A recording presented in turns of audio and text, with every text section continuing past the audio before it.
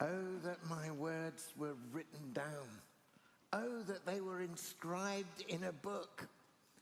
When you read that, written down and inscribed in a beautiful big book, you kind of want to rush back to the scene and say, hey, Job, it's going to be all right. You know, your words will indeed be written down. He goes on that they were inscribed in a book.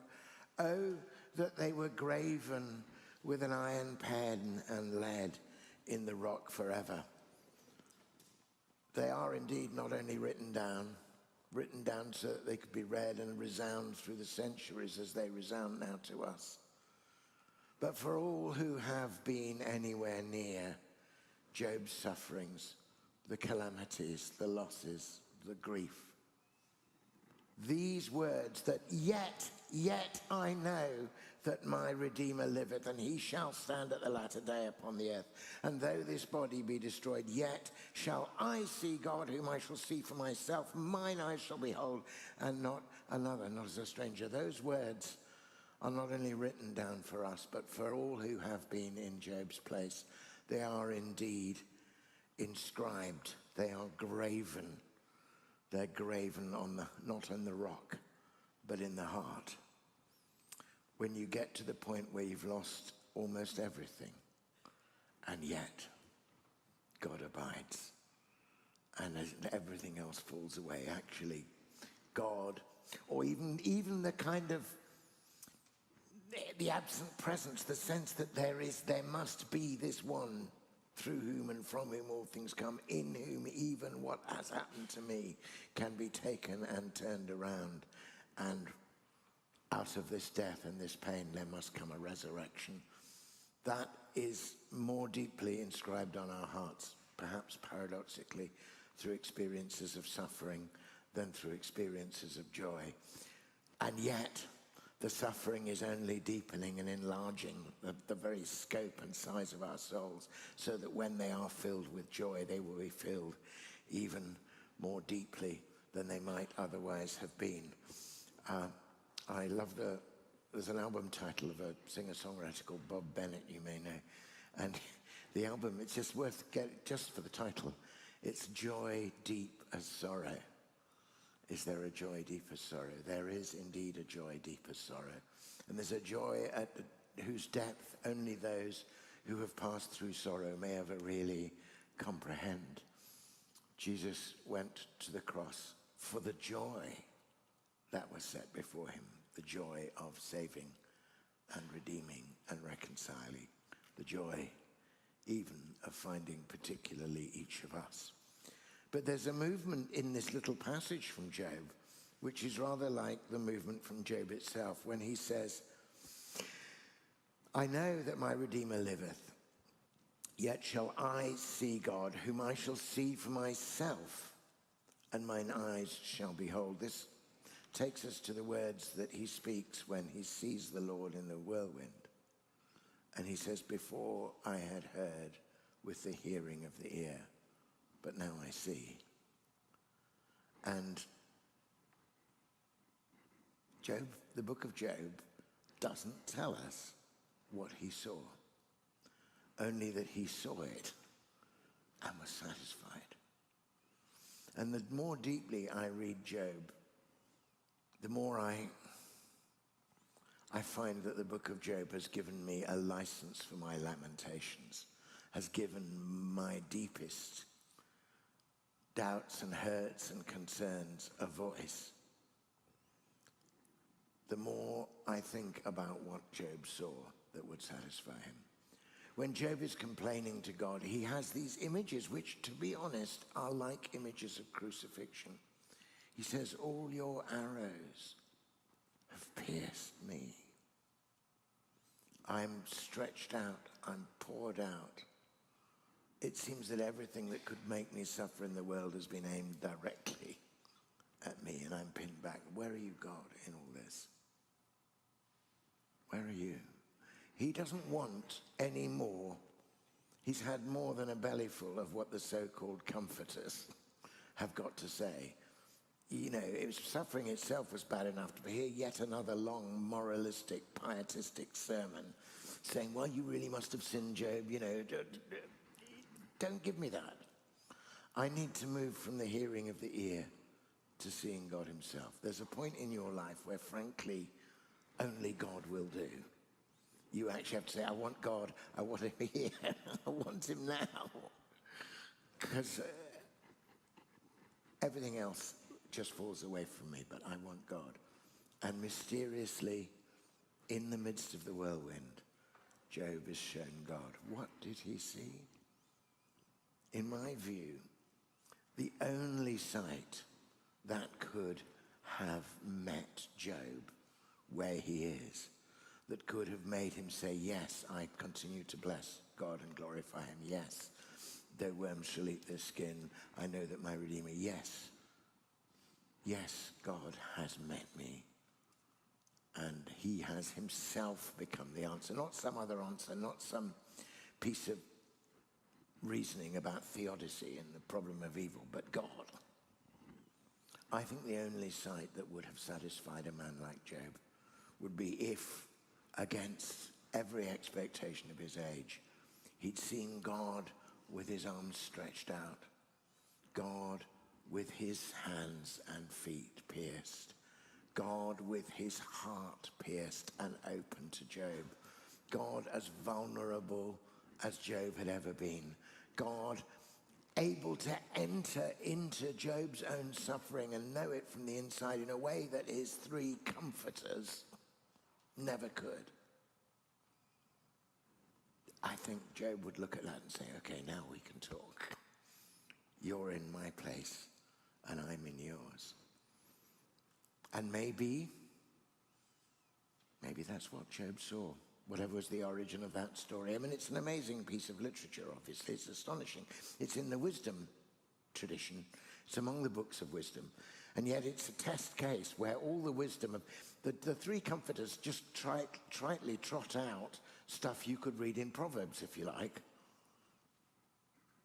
And it's as though the writer said, most of those proverbial truths are true most of the time. I've not seen the righteous begging bread. God prospers those who bless others and give to people. But what happens when you meet someone where none of that stuff seems to come true? That's the test case. Exceptio probat regulum. It doesn't mean exception proves the rule. It means the exception probes the rule.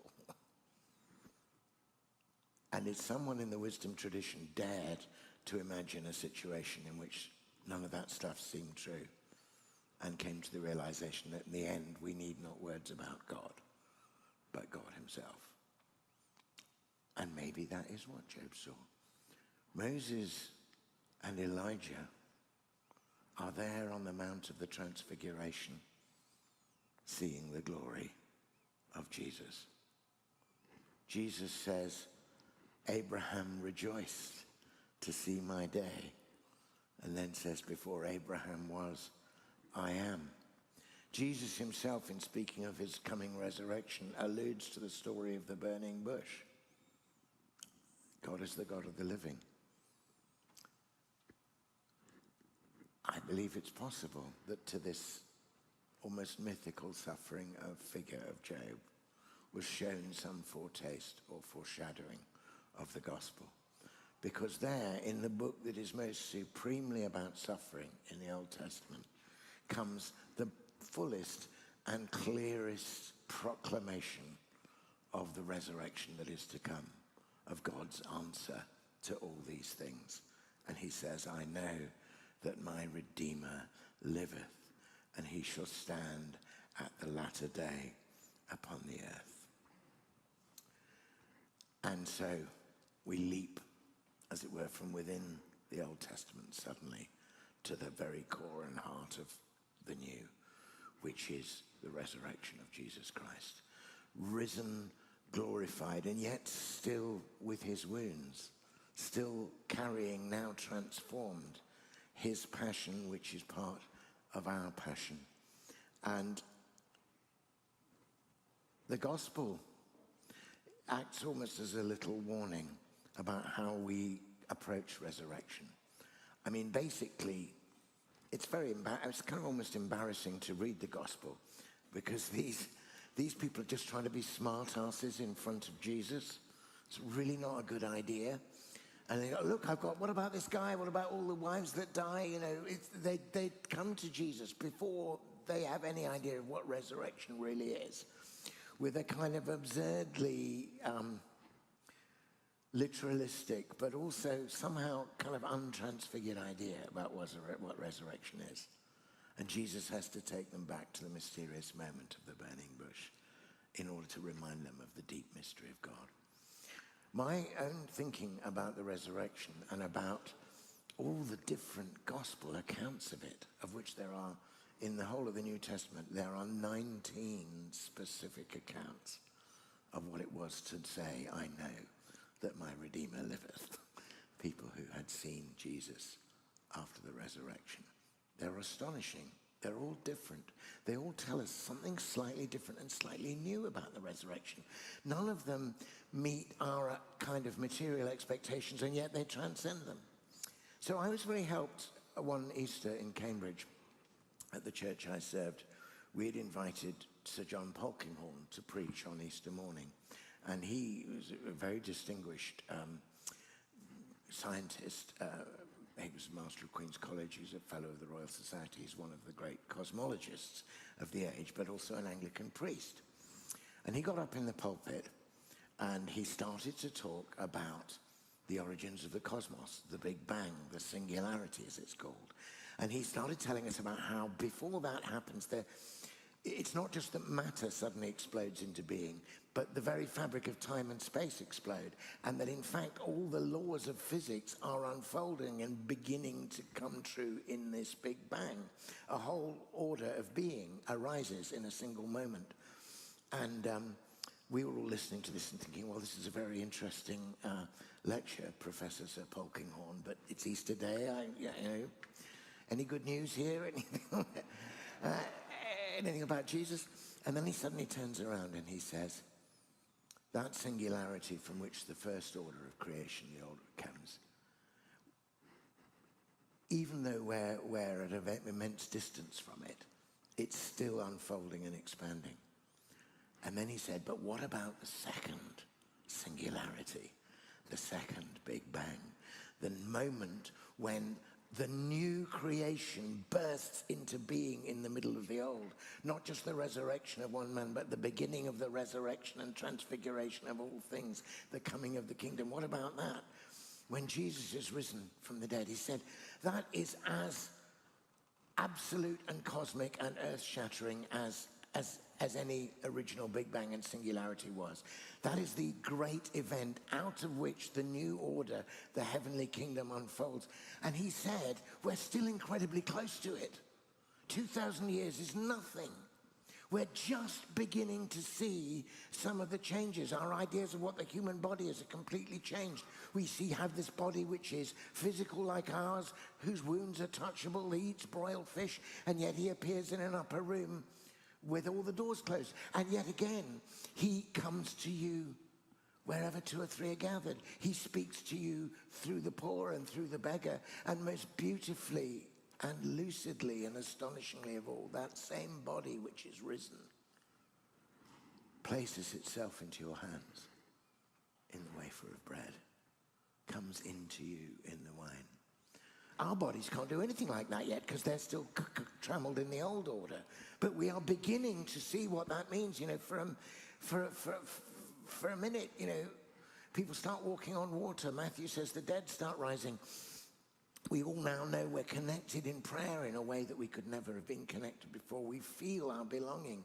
New principles of physics, new laws, new ways of being that are not trapped like the old order in entropy and the cold, slow decay, but are continuously burgeoning. And that's what the resurrection of Jesus is. And we're just beginning to realize how completely it transforms all things. But here was Job saying, I know. Now, how we know is going to be as various as we are. Like Job, we know a little bit from the witnesses. We know from the hearing of the ear. We know from the people in whose lives we see Jesus alive and risen. We know it in the stories that the gospel tells us. But like Job, most of us are saying, I don't want to hear about it. I want the thing itself. I don't want to be told that Jesus is risen and present with us. I want to feel it and touch it and taste it and see it for myself, mine eyes and not another. And one day, indeed, we will see it unimpaired. One day we shall know even as we are known. One day the dark glass through which we glimpse partially will brighten, and we will see our Redeemer. We will see love himself face to face. We will see in Christ the icon to Theo, the image of our living God. But he doesn't leave us comfortless. He doesn't leave us in the dark. He wants us to know that this is the pre-dawn dark. Jesus is risen. The rest of us will rise soon. He gives us hints and intimations. He gives us glimpses. And then, astonishingly, in this sacrament, he gives us himself. This is indeed, if you like, the lembas, the whey bread of the elves. It keeps us going. But it's also food from home. It's a bit of heaven put into our hands, because heaven is where we're headed. I want to close, if I may, with a couple of sonnets. I recently was asked by my own church, by the Church of England, to write sonnets for a service called the Stations of the Resurrection, in which each of those 19 passages in the New Testament is celebrated, read, reflected on. And I have a sonnet for each of them. And I want just to read two to you. I want to read the one on the fourth station, which is the angels appearing to the women, because their good news to the women is good news to us. It's in Matthew 28. The angel said to the women, "Do not be afraid. I know that you're looking for Jesus who was crucified. He is not here. He has been raised, as he said. Come and see the place where he lay." And then this beautiful thing where they say, he is going ahead of you to Galilee. And that means so much to us. He's just one step ahead of us, his resurrection constantly waiting for us. But I love those opening words, do not be afraid. Do not be afraid is repeated time and time and again in Scripture, but especially in the New Testament, and especially about the resurrection. And if you are or have been anywhere near any of the dark places that Job has been, then you'll know what it is to be afraid. And here, the Latin of do not be afraid is beautiful. It's really too short. It's noli timere. Don't be timid. Don't be afraid. The very last words of the poet Seamus Heaney, as he lay dying in hospital, he had a phone with him. He knew he was about to die. He was able to text his wife, but he needed a brief, lapidary way of doing it, so Latin came to mind, and he texted two words to his wife, noli timere, do not be afraid. Here's my poem on that. Noli timere, do not be afraid. Always the angels speak these words to us, and we still need to hear them. For the dread of our mortality, the hideous entanglement of all our lives with death still hampers us and keeps our hearts from heaven. But every angel's an evangelist with nothing but good news in every breath. And every breath is now the breath of heaven. And death itself is made the catalyst of life eternal.